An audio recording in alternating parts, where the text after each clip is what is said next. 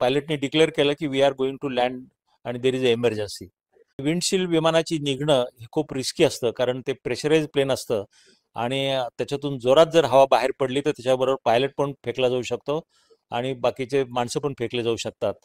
आणि जळायला लागल्यानंतर पूर्ण विमानामध्ये धूर होता, शेजारचा माणूस सुद्धा दिसत नव्हता आणि अशा परिस्थितीमध्ये श्वास घेणं पण अवघड झालं होतं. बरीचशी लोक ओरडत होती, आरडाओरडा चालू होता. नंतर ते 11 केव्हीच्या वायरला लागलं, एक इंजिन त्याच्यामध्ये तुटलं. तोपर्यंत सुद्धा विमान इंटॅक्ट होतं, म्हणजे बाहेरनं सगळ्या साईडनी बंद होतं. शेवटी बाभळीचं एक झाड लागलं, त्यावेळेला विमानाचे 2 तुकडे झाले. या सगळ्या अपघातानंतर माझा विमान प्रवास थांबला नाही आणि नेहमीप्रमाणे मी प्रवास करत राहिलो, कारण माझा पूर्ण विश्वास आहे की हे असे जरी अपघात झाले तर विमान प्रवास हा बाकीच्या कुठल्याही प्रवासापेक्षा जास्त सुरक्षित आहे. गरवारे कंपनीची, आणि त्याच्याकरता गरवारे साहेबांनी सांगितलं की ह्या मीटिंगला तुम्हाला येणं जरुरी आहे. आणि तिकिटाचे मिळण्याचे वांदे होते, खूपच रश होती, पण कसं तरी करून ते तिकीट मिळालं आणि त्यानंतर मी प्रवास करायचं ठरवलं. नाही, त्या दिवशी मी कंपनीत गेलो होतो आणि कंपनीतूनच डायरेक्टली विमानतळावर गेलो. त्यावेळेला आमचा ड्रायव्हर होता आणि आमचा जो चेकिंग करणारा जो ऑफिसमधला स्टाफ होता तो बरोबर होता आणि माझं तिकीट मात्र शेवटपर्यंत मिळेल की नाही अशी परिस्थिती होती आणि ते मिळालं मला तिकीट. आणि मग मिळाल्यानंतर मग मी विमानामध्ये साधारण 1:15च्या सुमारास बसलो आणि तिथून मग नंतर विमानाने टेकऑफ घेतला त्या ठिकाणी. आणि त्या टेकऑफ घेतल्यानंतर मग विमान जे आहे ते दिसत होतं आपल्याला की हे फार उंचीवर जात नाही. अगदी कमी उंची त्या विमानाने गाठली होती, म्हणजे विमान रनवे सोडल्या च्या वेळेला त्याची उंची अतिशय कमी होती. आणि नंतर मग एक आवाज आला आणि असं वाटलं की हा एक बहुतेक कंपाऊंड वॉलला विमानाचा मागचा भाग टेकला असेल. मग परत एक आणखी दुसरा आवाज आला. त्यावेळेला यांनी एमर्जन्सी म्हणून सांगितलं, पायलटनी डिक्लेअर केलं. आणि त्यावेळेला मात्र ज्यावेळेला पायलटने एमर्जन्सी म्हणून सांगितलं त्यावेळेला सगळे आपापसात बोलणारे सगळे प्रवासी शांत झाले आणि सगळे गंभीर झाले की आता काय होतं म्हणून. आणि नंतर विमान वाकडं तिकडं वळणं घेत कसं बसं करून ते एका शेतामध्ये लँड झालं. तिथे एक आवाज आला आणि त्याच्यानंतर मात्र विमानाचे 2 तुकडे होऊन ते जळायला लागलं. आणि जळायला लागल्यानंतर पूर्ण विमानामध्ये धूर होता आणि धूर असल्यामुळे व्हिजिबिलिटी दिवसा सुद्धा एकदम झिरो होती, म्हणजे शेजारचा माणूस सुद्धा दिसत नव्हता. आणि अशा परिस्थितीमध्ये श्वास घेणं पण अवघड झालं होतं. बरीचशी लोक ओरडत होती, आरडाओरडा चालू होता, पण काही वेळाने तो पण थांबला. मला असं नंतर लक्षात आलं की बहुतेक हे अनकॉन्शियस झाले असेल. मी नंतर खाली वाकलो, थोडासा ऑक्सिजन मिळाला. नंतर मला थोडा लाईट दिसता समोर. मग लक्षात आलं की समोर उघडं आहे ते, जे आतापर्यंत आपल्याला वाटत होतं की सगळ्या बाजूनी विमान बंद आहे, दरवाजे बंद आहेत आणि सगळ्या बाजूनी जळतं आहे. तर त्यावेळेला एक समोरचा उजेड दिसल्यामुळे मग त्या दिशेने निघालो आणि विमानातून बाहेर पडलो. आणि बाहेर पडल्यानंतर तिथल्या स्टाफनी लगेच विमानापासून दूर जायला सांगितलं, कारण विमानामध्ये कधीही स्फोट होऊ शकतो असं त्यांनी सांगितलं.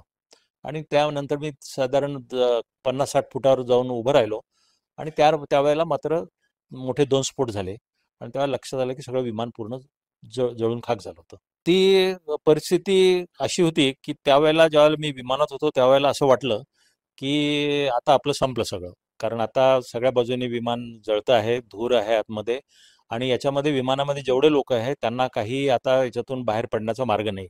आणि अशा परिस्थितीत बाहेर पडल्यानंतर बाहेर लक्षात आलं की बाहेर बरीच मंडळी उभी होती. मग असं लक्षात आलं की बरेच जण बाहेर पडलेत. काही जणांनी सांगितलं की काही स्टेशनला पण गेले. त्यामुळे मला असं वाटलं की विमानामध्ये आता कोणी शिल्लक राहिलेलं नसावं, असं असं मला वाटलं. आणि ज्यावेळेला स्फोट झाला त्यावेळेला मला वाटलं की आता हे विमानात जळालं असेल, याच्यामध्ये फार कमी कोणी असतील. आणि तिथली आजूबाजूची मंडळी सांगितली नाही, काफी लोक अभी यहाँ से निकल गए करके. तर एकंदरीत तेवढी भयावह कल्पना नव्हती की एवढे लोक आतमध्ये असतील आणि ते ह्या विमानाच्या स्फोटामध्ये दगावले असतील. जे पायलट होते दोन्ही, आणि ज्या वेळेला विमानाला त्यांनी क्लिअरन्स दिला उडण्याकरता, तर त्यांनी क्लिअरन्स हा मुंबईच्या दिशेने दिला होता. पण त्यांनी रिक्वेस्ट केली वर टॉवरला आणि त्यावेळेला त्याला सांगितलं की आम्हाला जालन्याच्या दिशेला टेक ऑफ करायचा आहे. ते म्हणाले ठीक आहे, कारण विंड डायरेक्शन ऑलमोस्ट न्यूट्रल होती, त्याच्यामुळे कुठल्याही दिशेला त्यांनी झेप घेतली असती तरी चाललं असतं. मग त्यांनी म्हटलं की काय हरकत नाही, कारण टॉवरवरच्या माणसाला पण माहिती नव्हतं की तिकडे ट्रक उभा आहे म्हणून. आणि जर त्यांनी हे डिसिजन घेतलं नसतं जालन्याच्या दिशेने जाण्याचं आणि मुंबईच्या दिशेने गेला असता तर हा अपघात झाला नसता. दुसरी गोष्ट अशी की त्यावेळेसच्या रनवेची लांबी ही मर्यादित होती, 5,000 फुटाच्या आतमध्ये होती. त्यामुळे त्याला पुरेसा वेळ नाही मिळाला. हे विमान जुनं होतं, रनवेची लांबी मर्यादित होती, विमानामध्ये पण वजन भरपूर होतं आणि हवा पण विरळ होती. ज्यावेळेला खूप ऊन असतं त्यावेळेला विमानाची इंजिन सफिशियंट हॉर्स पॉवर तयार नाही करू शकत. तर त्यामुळे तो एक निगेटिव्ह फॅक्टर होता. तर समजा याची वेळ चुकली असती, समजा दुपारच्या ऐवजी समजा सकाळ असतं तर कदाचित तोही प्रॉब्लेम आला नसता. म्हणजे हे 5-6 कारणं सगळे एकत्र आल्यामुळे हा विमानाचा अपघात झाला. त्याच्यानंतर सुद्धा विमान हे पूर्ण इंटॅक्ट होतं. जरी त्याला काही इक्विपमेंटला डॅमेज झालं असेल तरी विमान सगळ्या बाजूनी इंटॅक्ट होतं. नंतर ते 11 केव्हीच्या वायरला लागलं, एक इंजिन त्याच्यामध्ये तुटलं. तोपर्यंत सुद्धा विमान इंटॅक्ट होतं. म्हणजे बाहेरनं सगळ्या साईडनी बंद होतं. शेवटी बाभळीचं एक झाड लागलं, त्यावेळेला विमानाचे 2 तुकडे झाले. आणि 2 तुकडे झाल्यामुळे विमानाला जी आग लागली ती आग आतमध्ये शिरली. जर ते बाभळीचं झाड नसतं तरी विमान हे कदाचित बाहेरून जळालं असतं, आतल्या प्रवाशांना सगळ्यांना बाहेर पडता आलं असतं आणि त्यामध्ये कदाचित सगळे वाचले असते. तर इतकी कारणं त्याच्यामध्ये आहे, म्हणून आपण असं म्हणतो की विमानाचा प्रवास हा सगळ्या प्रवासापेक्षा जास्त सुरक्षित आहे. म्हणजे एवढी कारणं आल्यानंतर कुठेतरी एखादा अपघात होतो. त्यामुळे सहसा अपघात होत नाहीत विमानाचे आणि काय तशी वेळ आली तरी काही ना काहीतरी मार्ग निघतो आणि विमान त्याच्यामधनं वाचतं त्याच्यामध्ये. 2 वर्षापूर्वी म्हणजे साधारण 8 जून 1991ला मुंबईहून आम्ही सकाळी निघालो होतो आणि सकाळी निघाल्यानंतर त्याच्यामध्ये खूप ढग होते, पाऊस होता. तो पायलट जो होता तो खूप उत्कृष्ट पायलट होता, त्याचं काम म्हणजे हे करणारा. आणि त्यांनी 1-2 वेळेस ट्राय केलं विमानाची धावपट्टी बघण्याचा, पण त्याला काही धावपट्टी लवकर दिसली नाही. तिसऱ्या वेळेला त्यांनी परत प्रयत्न केला. खरं म्हणजे एका वेळेस 2 पर्याय होते, एक मुंबईला जाणं किंवा कसंही करून विमान लँड करणं. जनरली पायलटला असं वाटतं की बा सगळे प्रवासी योग्य ठिकाणी उतरले पाहिजे आणि ज्यांना चढायचं ते परत वापस आले पाहिजे, म्हणून त्याचा प्रयत्न हा त्या ठिकाणी उतरण्याचा असतोच त्याचा. तर त्यांनी तिसऱ्या वेळेस ज्यावेळेला उतरण्याचा प्रयत्न केला आणि ज्यावेळेला त्याला धावपट्टी दिसली त्यावेळेला तो बराच पुढे आला होता आणि त्याच्यामुळे त्याला खाली येऊन रनवेला टचडाऊन करणं हा फार अवघड प्रकार होता.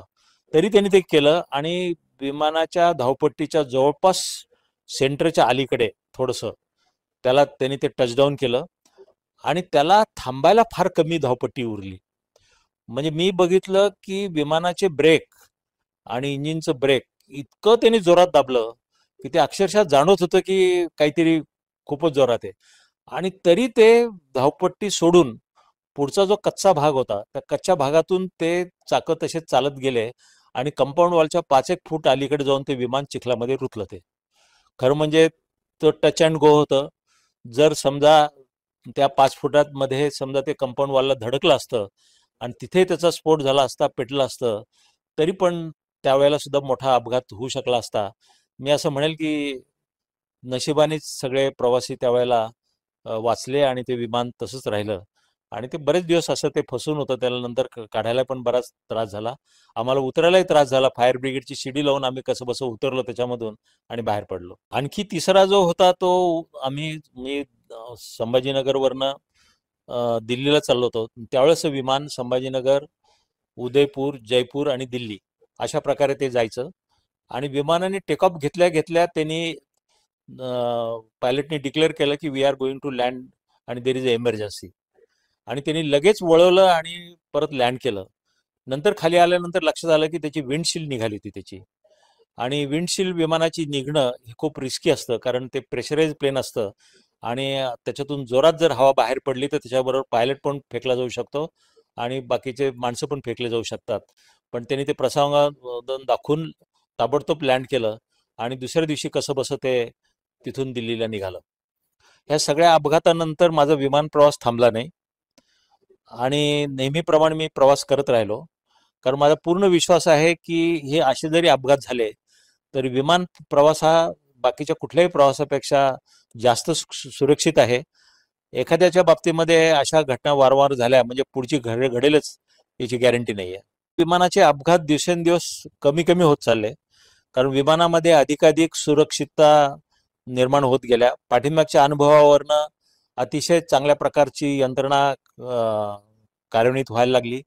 मेंटेनन्स असो, त्याचं डिझाईन असो आणि सगळ्या बाबतीमध्ये.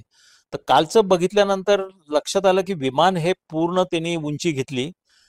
त्याच्यात विमानाची ताकद पण चांगली होती आणि काही कारण नव्हतं खरं म्हणजे ते विमान खाली येण्याकरता. त्याच्यामुळे एक आश्चर्यच निर्माण झालंय. बाकीच्या ठिकाणी तरी काही कारणं असतात आणि इथे तर कुठलंही कारण डोळ्यासमोर येत नाही.